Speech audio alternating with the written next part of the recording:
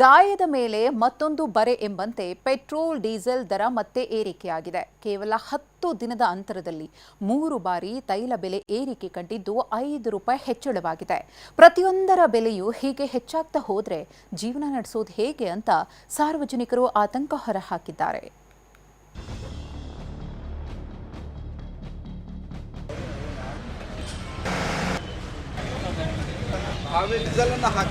ದೇಶದಲ್ಲಿ ಇಂಧನ ದರ ಏರಿಕೆಯ ಜ್ವಾಲೆ ದಿನದಿಂದ ದಿನಕ್ಕೆ ಧಗಧಗಿಸ್ತಾ ಇದೆ. ವಾಹನ ಸವಾರರ ಜೇಬಿಗೆ ಕತ್ತರಿ ಹಾಕ್ತಾ ಇರೋ ತೈಲ ಕಂಪನಿಗಳು ಕೇವಲ 10 ದಿನಗಳ ಅಂತರದಲ್ಲೇ 3ನೇ ಬಾರಿಗೆ ಪೆಟ್ರೋಲ್ ಡೀಸೆಲ್ ದರ ಹೆಚ್ಚಿಸಿವೆ. ಮಧ್ಯಮ ವರ್ಗದ ಬೆನ್ನುಮೂಳೆ ಮುರಿಯುವಂತೆ ಮಾಡಿದೆ.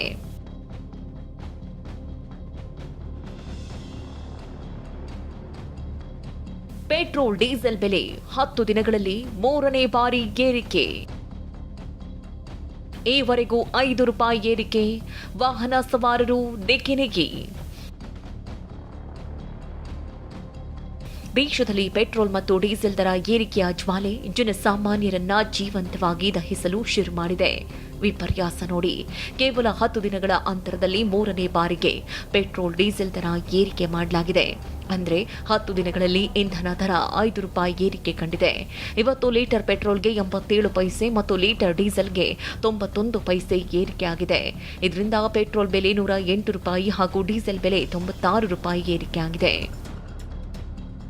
ಮೇ 15ರಂದು ಪೆಟ್ರೋಲ್ ಬೆಲೆ ₹3.25 ಏರಿಕೆ ಆದರೆ ಡೀಸೆಲ್ ದರ ₹3.11 ಏರಿಕೆಯಾಗಿತ್ತು. ಬಳಿಕ ಮೇ 19ರಂದು ಪೆಟ್ರೋಲ್ ಬೆಲೆ 99 ಪೈಸೆ, ಡೀಸೆಲ್ ಬೆಲೆ 94 ಪೈಸೆ ಏರಿಕೆಯಾಗಿತ್ತು.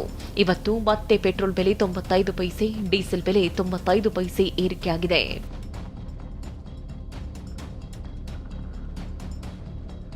ಗಲ್ಫ್ ಸಂಘರ್ಷ ಹಾಗೂ ಅಂತಾರಾಷ್ಟ್ರೀಯ ಮಾರುಕಟ್ಟೆಯಲ್ಲಿ ಕಚ್ಚಾ ತೈಲ ಬೆಲೆ ಪ್ರತಿ ಬ್ಯಾರೆಲ್ಗೆ $100 ಗಡಿ ದಾಟಿ ಮುನ್ನುಗ್ತಾ ಇರುವುದೇ ಈ ತೈಲ ದರ ಏರಿಕೆ ಸುನಾಮಿಗೆ ಮುಖ್ಯ ಕಾರಣ ಎನ್ನಲಾಗ್ತಾ ಇದೆ. ಆದರೆ ಬಡ ಮಧ್ಯಮ ವರ್ಗದವರು ಜೀವನ ನಡೆಸೋದೇ ಕಷ್ಟವಾಗ್ತಾ ಇದೆ ಅಂತ ಆತಂಕ ಹೊರಹಾಕಿದ್ದಾರೆ. ಇರೋ ಕಷ್ಟದಲ್ಲಿ ಜಾಸ್ತಿ ಹಾಕ್ಕೊಂಡೇ ಹೋದರೆ ನಮಗೂ ತುಂಬ ಕಷ್ಟ ಆಗುತ್ತೆ. ನಾವು ಕೂಲಿ ಕೆಲಸ ಮಾಡೋರು, ₹100 ಕೆಳಗಡೆ ಇದ್ದರೆ ಒಳ್ಳೇದಾಗುತ್ತೆ. ನಾವು ಗಾಡೀಲಿ ಹೋಗೋರು ಬಸ್ಸಲ್ಲಿ ಓಡೋಗ್ಬೇಕು ಅಷ್ಟೇ. ನಾವು ಪೆಟ್ರೋಲ್ ಹಾಕೋದ, ಊಟಕ್ಕೆ ತಿನ್ನೋದ ಒಂದು ಅರ್ಥ ಆಗ್ತಾ ಇಲ್ಲ. ನಿನ್ನೆ ₹200 ಹಾಕಿದೆ, ಇವತ್ತು ಖಾಲಿ ಆಯಿತು. ತಿರ್ಗಾ ತೊಗೊಂಡು ಬಂದೆ ₹200 ಹಾಕ್ತಾಯಿದ್ವಿ. ₹200 2 ಲೀಟ್ರ್ ಬರ್ತಾ ಇಲ್ಲ. ₹205 ಪೆಟ್ರೋಲ್ ಹಾಕ್ಸಿದ್ದೀನಿ, ₹200 ಸಾಲ್ತಾ ಇಲ್ಲ. ಆ ಥರ ಆಗಿಬಿಟ್ಟಿದೆ. ಊಟ ಮಾಡಬೇಕಾ, ಪೆಟ್ರೋಲ್ ಹಾಕ್ಸ್ಬೇಕಾ ಒಂದು ಅರ್ಥ ಆಗ್ತಾಯಿಲ್ಲ. ಮನೆಗೆ ಗ್ಯಾಸ್ ತೊಗೊಳ್ಬೇಕಾ, ತುಂಬ ಜೀವನ ಮಾಡೋದು ಕಷ್ಟ ಐತೆ. PM ಇದೆಲ್ಲ ಯೋಚನೆ ಮಾಡಬೇಕು ನಮ್ಮ ಮೇಲೆ. ಡೈಲಿ ದುಡಿಯೋದೆ ₹100 ಕಷ್ಟಪಟ್ಟು ದುಡಿತೀವಿ. ಈ ಪೆಟ್ರೋಲ್ಗೆ ಹೋಗ್ಬಿಟ್ರೆ ನಾವು ಏನು ಮಾಡೋದು? ಇನ್ನೂ ಜಾಸ್ತಿ ಆದರೆ ಬ್ಯಾಟ್ರಿ ಗಾಡಿ ಓಡಿಸ್ಬೇಕು, ಇಲ್ಲ ಸುಮ್ಮನೆ ಬಸ್ಸಲ್ಲಿ ಓಡಾಡಬೇಕು. ಏರ್ಸೋದಾದರೆ ಒಂದೇ ಸಾರಿ ಏರಿಸಿರೆ ಜನ ಇದು ಮಾಡ್ತಾರೆ. ಅದಕ್ಕೋಸ್ಕರ ದಿನ ಸ್ವಲ್ಪ ಊಟ, ದಿನ ಸ್ವಲ್ಪ ತಿನ್ನಿಸೋದು, ಹಂಗೆ ವಿಷಯ. ಅದಕ್ಕೋಸ್ಕರ ಯಾರು ಏನು ಕೇಳಲ್ಲ. ಯಾರು ಮಾತಾಡ್ತಾರೆ?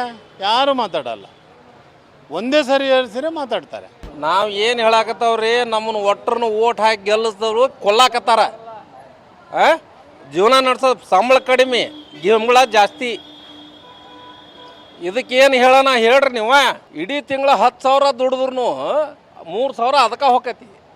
ಹೆಣ್ರ ಮಕ್ಕಳಿಗೆ ಏನು ಹಾಕನ ಅದನ್ನು ಹೇಳ್ರಿ, ಕೇಳ್ರಿ. ಅವ್ರು ನೀವೇ ಕೇಳ್ರಿ ಗೌರ್ಮೆಂಟ್ನ. ಇನ್ನು ಇಂಧನ ದರ ಏರಿಕೆಗೆ ಕಾಂಗ್ರೆಸ್ ನಾಯಕರು ಆಕ್ರೋಶ ಹೊರಹಾಕಿದ್ದಾರೆ. ಮೋದಿ ಸರ್ಕಾರವನ್ನ ಕುಟುಕಿದ್ದಾರೆ. ಸಿಲಿಂಡರ್ ರೇಟ್ ತಿರುಗಿನೇ ಏರ್ತಾ ಇದೆ, ಪೆಟ್ರೋಲ್ ದರ ಏರ್ತಾ ಇದೆ.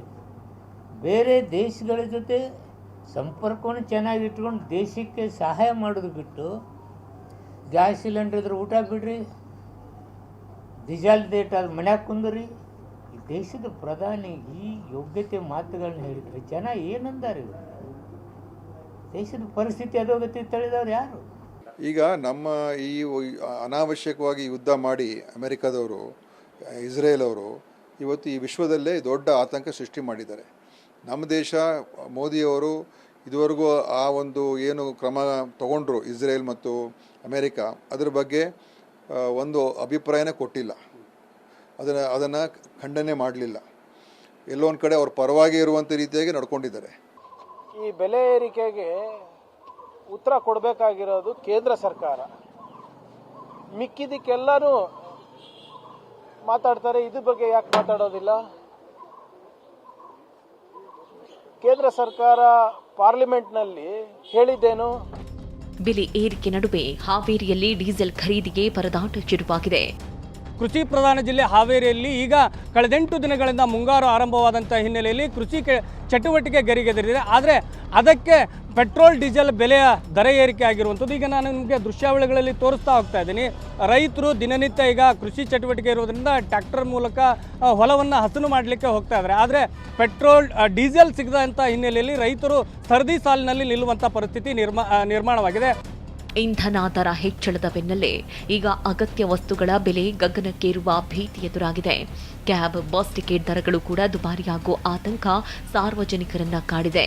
ದುಡಿಯುವ ಸಂಬಳವೆಲ್ಲ ಪೆಟ್ರೋಲ್ಗೆ ಹೋದ್ರೆ ಇನ್ನು ಸಂಸಾರ ನಡೆಸೋದು ಹೇಗೆ ಅನ್ನೋ ಆತಂಕ ನಿರ್ಮಾಣವಾಗಿದೆ. Bureau report, TV9.